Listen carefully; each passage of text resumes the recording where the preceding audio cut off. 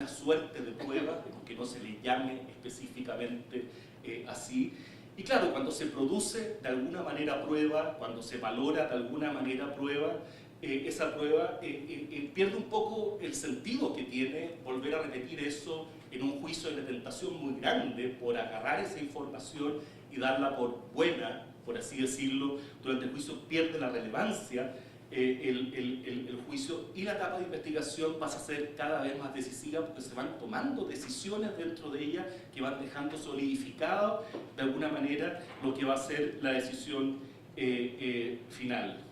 La intervención judicial en la etapa de investigación, a mi juicio, debería ser la mínima posible y específicamente, insisto, para garantizar los derechos de los imputados y no para tomar decisiones que tengan efectos permanentes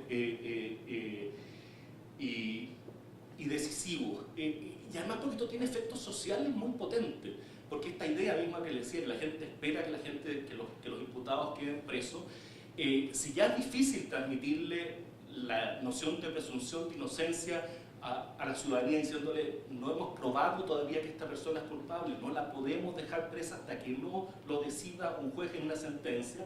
Bueno, ¿cómo le hacemos, cómo le transmitimos esa noción a los ciudadanos si ya lo probamos durante la investigación? Si hubo presentación de prueba, si hubo un discurso que todo el mundo lo vio de que esta persona sí es el autor, entre comillas, del delito, ¿cómo después le decimos al ciudadano no, pero sigue siendo presuntamente inocente y por lo tanto no lo vamos a dejar en prisión preventiva si ya acompañamos pruebas durante la investigación de alguna manera? Yo creo que el efecto estigmatizador que tiene todo esto ha ido aumentando de la mano de este tipo de cosas que supuestamente se hacen por beneficiar al imputado.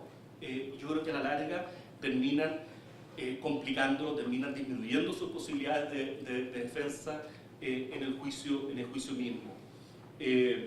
Y además, si durante la investigación se toman decisiones que tienen estas consecuencias tan importantes para lo que va a ser la decisión final, bueno, la tentación, un poco por mala conciencia, diría yo, es establecer muchos controles frente a esa decisión, que ya no sea un juez que lo tome, sino que haya la posibilidad de que otro juez revise lo que este juez decidió, y que hay una serie de controles que tienden además a ser tremendamente formales porque no se replican las audiencias. Entonces la tentación es volver a construir el expediente y que el control sea si el expediente está bien foliado o mal foliado, no por las cosas de fondo. En fin, que yo creo que va generando un bolo que hace que la investigación sea mucho más determinante, mucho más larga que lo que inicialmente habíamos pensado. Y yo creo que esto se ha producido por muchas razones distintas. En algunos casos se ha producido por procesos de cambio legislativo que uno podría llamar contrarreforma, mínimo, pero contrarreforma. Esto ha sucedido en mi país, por ejemplo, estableciendo lo que les decía, estas presunciones de peligro para la sociedad en el caso de delitos que se consideran más graves, estableciendo, por ejemplo, que cuando se concede la libertad provisional, o sea, no se deja en prisión preventiva a alguien por determinado tipo de delito, esto tenga que ser revisado por una corte de apelaciones. Son todo tipo de cambios legislativos que han ido retrocediendo y que en mi país al menos hemos sufrido. Pero no solo por cambios legislativos ex post, también yo creo que porque en algunos países la reforma no logró zafarse completamente de ciertas instituciones que venían del sistema anterior, y yo creo que eso es un poco la idea que yo me formo de cuál es la discusión que ha estado sucediendo en México, vinculación al proceso, arraigo, en fin. Y en otro, yo creo que lo más importante ha sido por la práctica de los mismos operadores. De una u otra forma, por prácticas de los fiscales, por prácticas de los jueces, lo que uno ve es que las audiencias de formalización, que inicialmente era una audiencia muy sencilla, digamos, donde simplemente se comunicaba al imputado por aquello que estaba siendo investigado, bueno, hoy en día vemos audiencias de formalización muchísimo más extensas, con que se llega a mucha más información, audiencias de formalización que he visto que duran varios días, lo cual, por supuesto, genera todo este efecto estigmatizador que yo les mencionaba. Además, por otras razones, digamos, presencias de medios de comunicación, muchas de las audiencias de formalización en mi país, de estos casos más bullados, se transmiten en vivo y tienen más rating que cualquier otro programa de televisión. Bueno, es bien difícil que después de eso, digamos, la carga valorativa que tiene se pueda superar.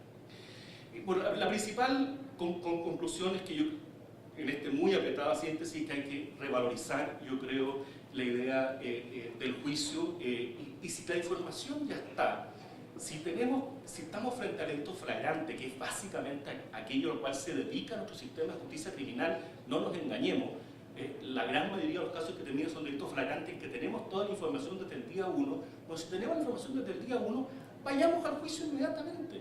Si no hay, aquí no hay, esto no es ciencia atómica, digamos, están los testigos, está la evidencia, está el imputado, vayamos a juicio. Si eso lo queremos hacer, esa es la mejor forma de defender los derechos del imputado. Mientras más se demore el juicio, más difícil es la defensa de un imputado, no más fácil como algunos piensan. Y déjenme saltar algo que quería decir porque estamos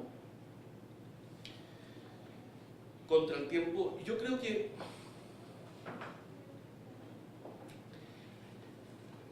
en América Latina tenemos una tendencia casi genética a no enfrentar los problemas. Y lo que es peor es que cuando tenemos algo que funciona mal, en vez de arreglarlo, lo que tratamos de hacer es crear otra cosa que se le pone encima, que generalmente le genera más irracionalidad todavía al sistema, para ver si así, por arte de magia, logramos superar el problema que no fuimos capaces realmente de enfrentar. Déjenme darle brevemente algunos ejemplos. Los policías no saben investigar delitos. O sea, ¿qué es lo que hacemos? Le pedimos a los fiscales, que son abogados, yo soy decano de la Facultad de Derecho, les puedo decir que les enseñamos a los abogados y no tiene nada que ver con investigar un delito. Los abogados no saben investigar delitos, no son formados para eso, y le pedimos a los fiscales, que vienen a estar para otra cosa, que es para litigar los casos, que investiguen. Obviamente no solucionamos el problema de investigación. Los fiscales no dan muchas veces suficientes garantías de tramitar profesionalmente los casos. ¿Qué es lo que hacemos entonces? Pedimos que haya un control de su trabajo propio como fiscales ante los jueces, cuando no estamos hablando de afectación de derechos. Yo insisto, si el fiscal quiere tomar una decisión de interceptar una comunicación telefónica, o para qué decir, de dejar a una persona privada de libertad, estoy naturalmente de acuerdo que esa decisión no la pueda tomar él, sino que la tiene que tomar un juez. Pero si el fiscal quiere acumular antecedentes para ver si va a ir a un juicio, ¿por qué tendría que un juez controlar eso, a menos que tuviésemos una gran desconfianza de lo que hacen nuestros fiscales? Pero tampoco confiamos en los jueces. Le ponemos un juez de control para que vele esto, y ahí tenemos un juez, ya no está el fiscal solo. El juez es el que va a ver y va a velar por nuestros derechos, pero no confiamos en nuestros jueces. O sea, le ponemos una cantidad de recursos para que haya otro juez que vea si ese juez efectivamente está haciendo bien su trabajo y está controlando, como si esto no fuera algo a infinito, y ¿quién controla al controlador?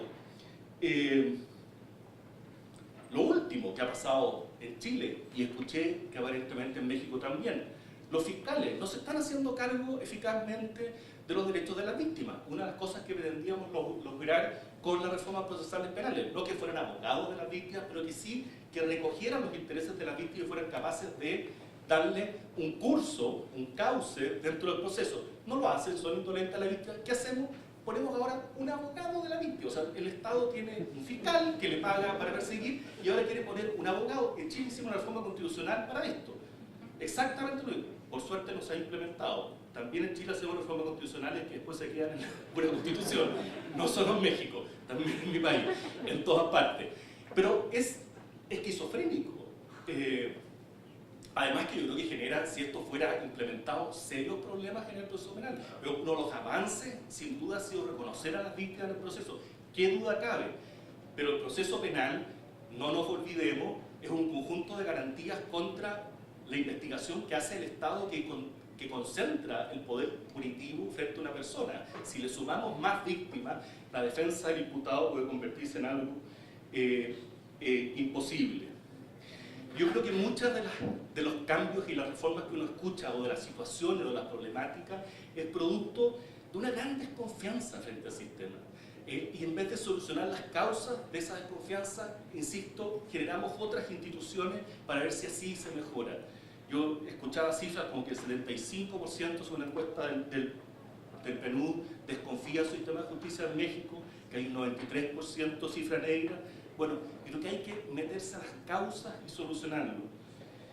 Creo que los subsidios a las instituciones, o sea, que la institución no haga su rol para el cual fue creado y que se le ponga otra que lo hace, lo único que termina generando es incentivo para que no lo haga, para que nunca asuma sus roles. Los fiscales tienen que asumir el rol de fiscal, los policías de policía, los jueces de control, para eso están, y no para subsidiar otro.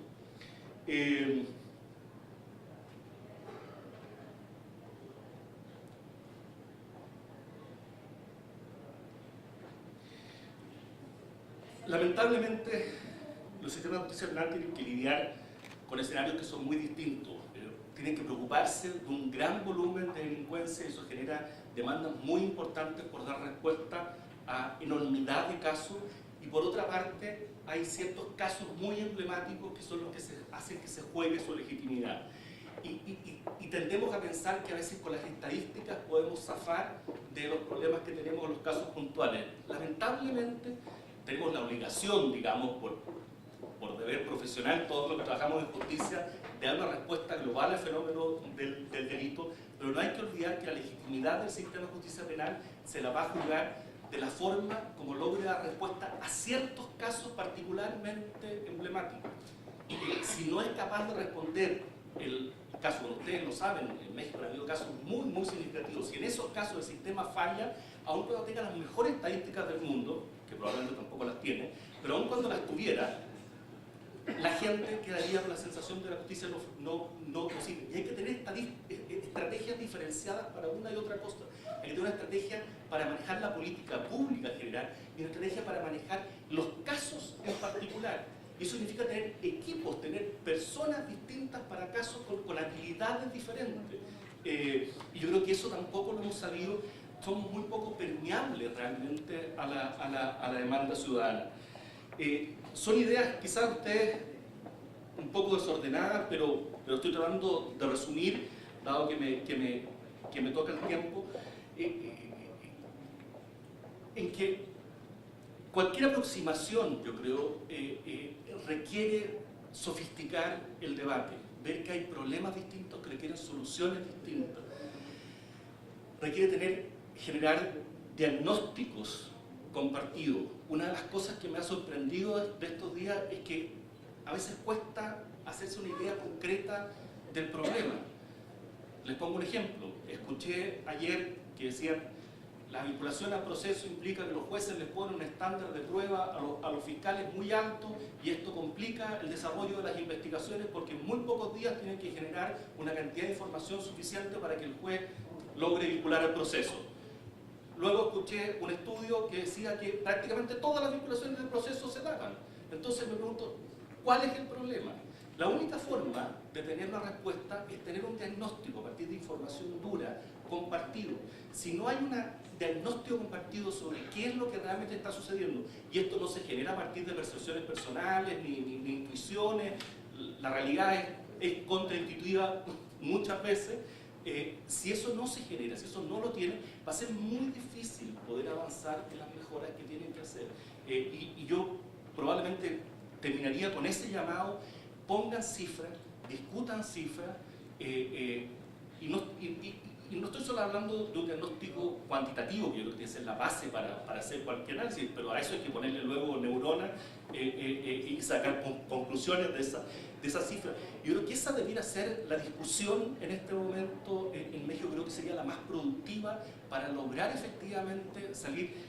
O sea, las opiniones que he escuchado hace un rato en la mesa anterior, el amparo es un obstáculo severo a la marcha de las investigaciones.